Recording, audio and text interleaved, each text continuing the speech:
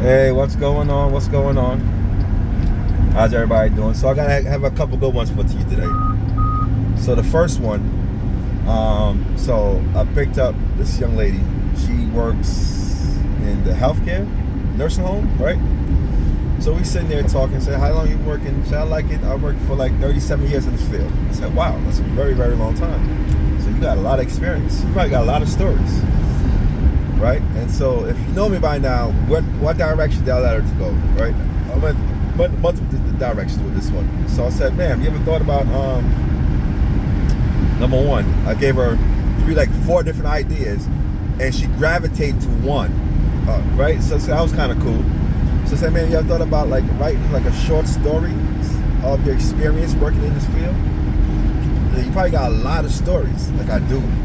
Now, people still read, but you gotta make a full book. But make short little stories and different stuff, topics and different, you know what I mean? And then I said, or you ever thought about becoming a consultant and then go into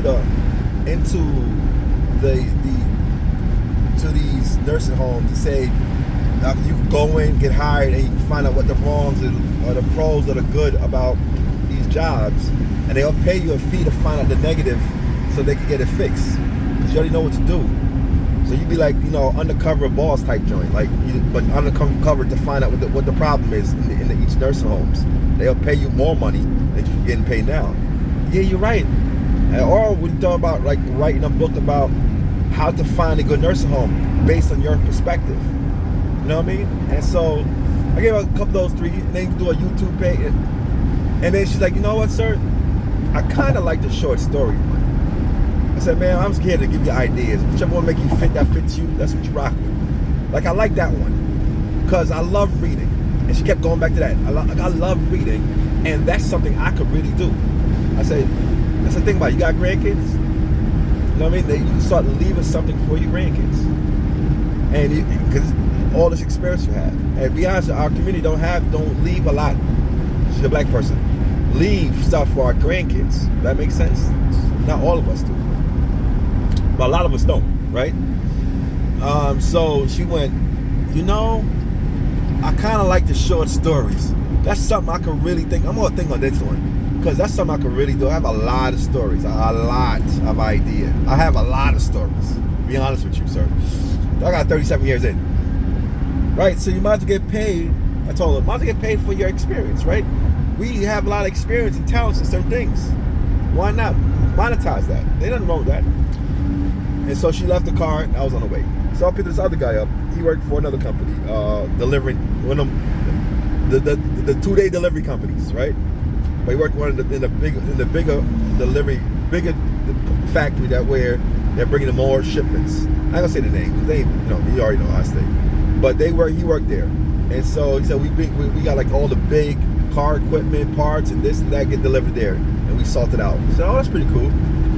I said, how long you I've been there for about he said like a year or so. I said, that's what's up. I said, but I really do landscaping, but I can't do it right now. I have my license gone. He said, really? Yeah. I said, what happened? Like DWI, man. I said, oh, that's no worries. But I'll be done this year, he said, something like that. I can get my license back and all that good stuff. I said, that's awesome. So I said to him, so we sitting there talking, I said, when you get your, so I gave him this part. I said, sir, when you get your credit right, I don't know where your credit's at. But you could you got a DBA or LLC? So he said, yeah, I got an LLC. No, he said, got a DBA, sorry. I said, okay, when you get your LLC set up down the road, like, yo, bro, let me tell you something. I had no idea about business. I was just doing the landscaping as a side gig. And then all of a sudden, I was getting mad work, but I was doing it by myself. And so I had to quit my other job, start making more money. I said, word? I was like, yeah. And word of mouth, and it was like crazy. But then I had to DWI, I lost all these accounts. They still calling me all the summer. I've lost a lot of money this summer. So I'm sitting there listening. I said, well, when you get your credit right, this is for down the road. Because people always say build business credit. No, build your credit first. Because your credit could co-sign on any business. Facts. Like this is real talk. Right? And then once you have your business established, paying on time, now your business could get its own credit by itself. And if you got to co-sign again, you already got good credit. Because co-sign it again till the business could get its own loans, right? I don't know. Pay me no mind. So I'm sitting there listening. I'm listening. So I said, when you get to business, co-sign it, buy your building with storefronts or other offices or apartments upstairs. So you have a place so customers can come to you. You can keep your equipment there, and now you can run it as a business. And but those tenants pays for that loan because they're bringing the cash flow for you. So you pretty much your business is sitting for free, eating for free, if you choose to, right? It's an idea for you.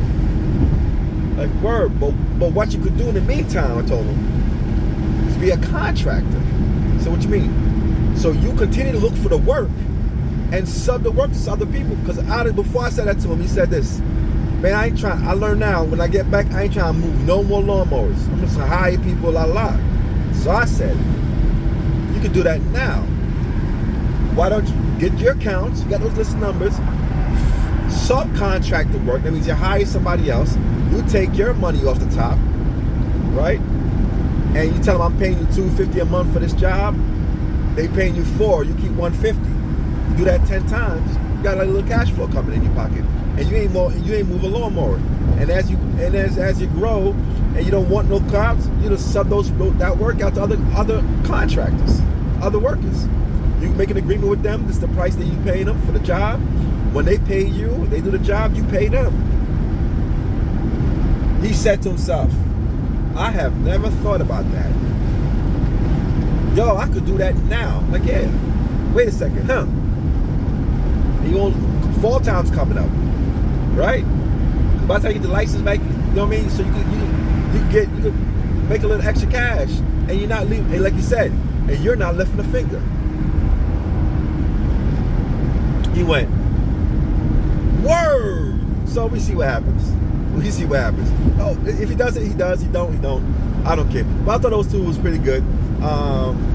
They like the idea. They never seen it like. They both said the same thing. I never looked at it like that.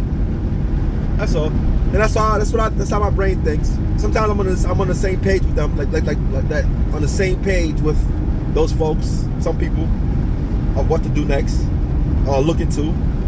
And sometimes, a lot of times, they're not on the same page. Like, I never looked at it like that before. You know what I mean? Like that real estate guy. When I said, he agreed with everything. The only thing that a real estate guy, though, I told him he should do was write a book about how he survived COVID and got all of his rents paid. That, I should have told him he should write a book about that. Because then people can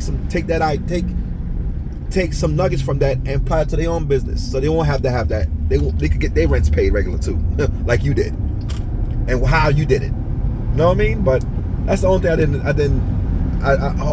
I told him that, but I don't know if he caught it. That makes sense? But we see. All right, I'm done.